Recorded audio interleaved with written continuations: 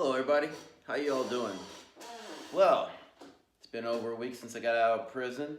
I've had time to get a haircut. Actually, I really do have some hair here. In the light, it looks like I'm bald, but no, I have some hair here. But remember in the other video where it was just all straggly and stuff? Yeah, so I got cleaned up. Had a good Thanksgiving, and I hope you all did too. And since I'm down in my dungeon, it's a little cold down here, so I'm gonna wear this cover. Things have been going good last week, getting back to the gym, getting the weight back off, getting physically fit again, and going back to work, enjoying normal life. So, in the last video I promised that I would talk about some fun stuff I brought from Kentucky to here. And before we talk about the fun stuff, the cool stuff, I just want to talk about my military crowd, the people I have some military gear that I sometimes talk about, which is actually, I got some stuff right there. And outdoor gear and all that stuff. I have not forgotten about you. But right now, while the iron is hot, I want to strike on some of these lost treasures, I like to call it. I have some cool stuff here that I think if you're a collector, you might be really interested in. You can even help me because I got some toys and comics and stuff. I'm not even sure. I just got stuff I can't even remember what it belongs to, but maybe you do know. And also, there's going to be stuff here just from fun nostalgia. You're going to look and go, wow, I remember that when I was a kid. Oh, yeah, I know somebody that had that, right?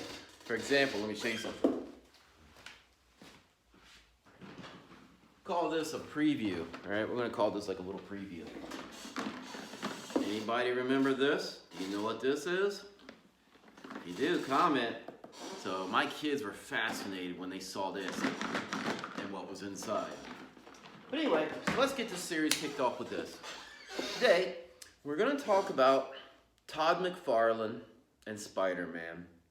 And if you're not sure who Todd McFarlane is, well, he is the creator of Spawn in the late 80s, early 90s. I'm not a Spawn expert, but if you like Spawn, if you watch the movie, the anime and stuff, you know who he is.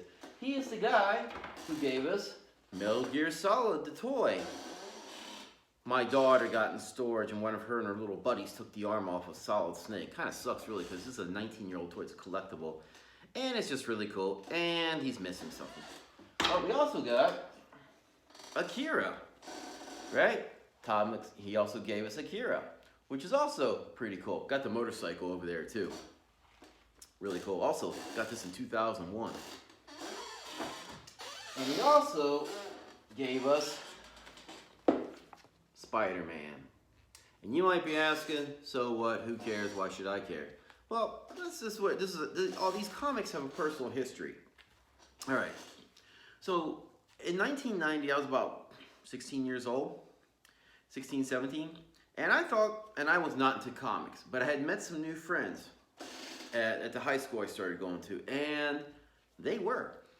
And so going out to this place called Comic Book World. I can't remember if it was just because I was going with a buddy to see what's out there or my own initiative, whatever. I ended up going there and I saw actually the first comic that caught my attention was Todd McFarlane, Spider-Man #2. And you look at the price, what is that, $2.50? Yeah, the original price was $1.75.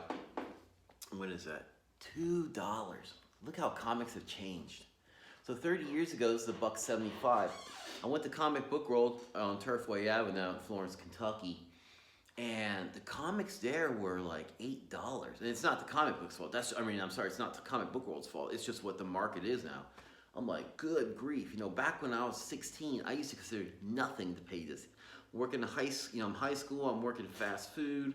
I had like, I think $40 a week to spend. Yeah, because I worked at Hardee's and we got paid weekly. And so I could spend money on this college, $2. It was nothing. But here I am now, 30 years later, I make way more money than I did then. But the idea of spending $8 a comic, I'm like, yeah, I'll get one comic. I used to buy out of a stack like this for like roughly $40. Granted, that was a little expensive even back then. But now to spend $8 for one, I'm like, yeah, I'd hate to imagine buying a stack of comics at modern prices. But anyway, here's the thing, we're going to dive into this. I'm going to readjust this camera in a moment and we'll get inside and look into this beautiful artwork in here. But the cool thing about this was, I can't exactly remember what got my attention. I didn't really know much about Todd McFarlane. He wasn't, I mean, not to disparage the guy, but okay, he's Todd McFarlane, yeah. But I guess there was something about the cover. I guess maybe my buddies were doing it, so I just wanted to give it a try. And I gotta tell you, from an entertainment perspective, it was a really good idea. And I tell you, one of the things I liked about Todd McFarlane was, I thought as, it's funny, as a 16-year-old kid, I'm thinking, they're childish. But I had in my mind that this stuff was just more for younger kids, it wasn't for me. But when I opened this up and I started reading it, I was just like, wow, it was mature, if you will. And I don't mean like pornographic or so, but you had stories like when you, in the whole series, like Aunt May getting really sick, Peter Parker's word, he's stressed out, is Mary Jane cheating, is this going on? Oh, that's like stuff you don't exactly hear about kids' stories dealing with. But these comics did, especially Todd McFarlane. In this one, there's a hint, we'll get into what's going on here. And it just impressed me. It's like, oh, wait a minute, as a teenager, this is a story that's not just, it's Peter Parker, it's Spider-Man, but the stories that kind of deal with things you could actually relate to. And I thought that was just so cool. And the artwork was good for the time. So let's go ahead. I'm going to readjust this camera. And then we're going to crack this open. I have not opened this in good grief, maybe 30 years about. It'll be a surprise for you and me. But before I do that, I should comment. Oh, my bad. Now I have issue number 1 right here. Now there was 2 versions that I know of. There was the silver cover and there was the gold cover. And I think they had the silver cover there too. Because you notice how you got the sticker up here. I didn't buy these immediately when they came out. It's like a couple months later or something I got it. And I can't remember why. I don't remember, I don't want it at the time, or it wasn't available, something. But I ended up getting the gold cover. I guess you could call that gold. If you get the silver one, that's worth more money. The gold one's worth less money. Depending on what book you buy, what reference guide you look at, I think I've seen this up to $15 with the gold up to $150. Silver up to $150, gold up to maybe $15. And that's the funny thing about comics, is 30 years ago, 20 years ago, these were like investments, if you will. But today, yeah, you've got some that hold value, but let's put it this way. Overall, in my collection of comics that I still have back in the States, I have hundreds of these things in boxes like this big that my buddy's been really great keeping. I let him read them too, right? It's fair trade. Anyway, boxes of this stuff. And I don't think I have one comic that would move the economic needle either way. Like this one, it says $15. If I burned it right now, would I lose money? No, not really. If I sold it, would I really make a lot of money? No. It's just the way, now if I take on my whole collection, yeah, that's a different story. But it's just to the point is comics aren't like back in the day where oh wow, you got Spider-Man #1, that's like $2,000 right there, you're good to go. It's not like Doomsday, when Doomsday killed Superman. I've got that comic. And again, that was worth hundreds of dollars early on back in the day. Now I think I looked it up and it was like $10 or something. It just was not much. So, something like this, you kind of keep it for the memories. I like to show my kids how things changed. But for the financial, yeah, if you got a lot, you can make some decent coin. But just an individual one, just so you know, for those these aren't really worth a whole lot individually anymore. But that's okay. This is some cool stuff. This is actually my favorite comic book character. I really like Spider-Man because he's sarcastic. When he fights, he makes a lot of jokes and stuff. And also, he's got weaknesses. He's not like Superman. Don't disrespect Superman fans, but I find him kind of boring because he's so invulnerable to everything. Where Spider-Man, he's strong, he's funny, and yet he's still got real world problems and he can die. So let's open this up. Okay, I'm back. Let's go ahead and check out this cover before opening. Alright, so what's it got? The Arachnite Returns, Torment, Book 2 of 5, Spider-Man. So it's not the Amazing Spider-Man or Spectacular. This was Spider-Man. That's another thing I made this special. It's a new series. $1.75 US. And that was September of 1990. It's got the Comic Code Authority, which I don't even know if that's even around anymore. You know, the Comic Code Authority was that the industry would censor itself and control itself versus having the government come in and censor them. It's an old thing, not sure if it's still around. But we got Bloodlust of the Lizard. Todd McFarlane. Alright. I am going to try to carefully open this. I'm standing behind the camera. It's a little difficult, so bear with me. Yeah, this really has been about 30 years since I have opened this, so this might be a surprise for you and I.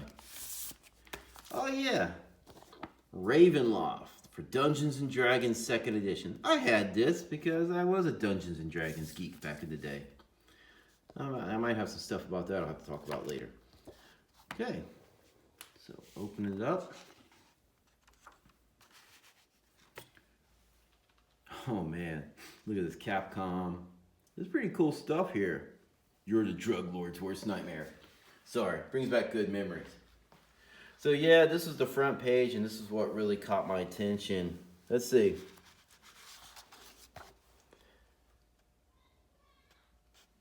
There was like, I remember on this page, one of the things that caught my attention, there was like innuendo, sexual innuendo that caught my attention. I was like, wow, whoa, I was like, wait a minute.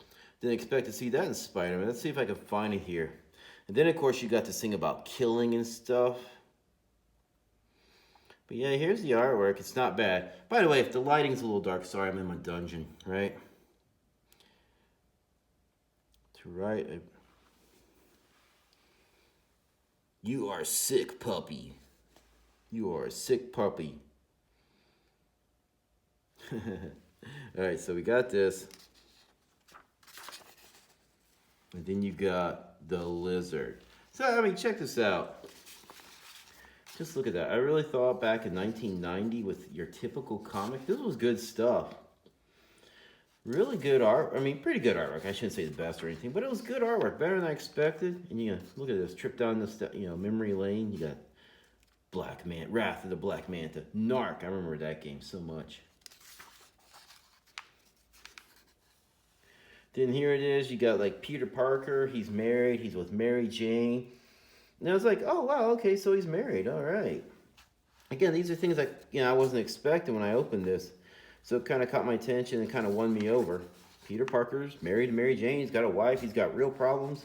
And like being broke still. Some really good, there's some more photos. I'm not going to try to read through this, but you know what? If you're watching this on camera, I guess you could pause this and zoom in or whatever you want to do. Really good stuff. So this is a 5-part series. Now, most of my comics are still back in the States. I had to keep this. I just brought a sample back with me. This series, like I said, went on for 5. There are so many more. This was a good series. Up until now, I'll say this. I read Spider-Man up until 1995. 5 years, I was a loyal subscriber. For 5 years, I had the Spectacular Spider-Man, the Amazing Spider-Man, and I'll even get you some right over here, etc., etc. However, the stories took a change 25 years ago that I just did not like, and we'll talk about that later maybe. It has to do with the clones. Oh yeah, here we go. Look at that. I had the Web of Spider-Man. Spider-Man versus Venom. By the way, my kids like Venom. They saw the movie, and when I had the Venom toy I brought back from America, oh man, my daughter thought that was pretty cool. Oh, with the all David McFarlane and Todd McFarlane Venom stories collected in 1 volume. I was like really into this stuff. He was my favorite. He was a cool character. But, things change. So nonetheless, good memories, good times. Just wanted to share that with you all. Now, if you are interested, I think you can find this in Comixology, which is probably another reason why comic books are going down in value. You can just get it on digital. But I'll put a link for Comixology down at below this video somewhere. It's owned by Amazon. It's kind of like having a Kindle, if you know what Kindle's like. Kindle Unlimited. Some of the comics are free. Some you pay for, just like Kindle, where you buy some of the books and some are for free. But you might want to check it out and go through and see if you can find these and have a fun trip down memory lane. But anyway, thank you all for watching this, and I hope you all have a good time.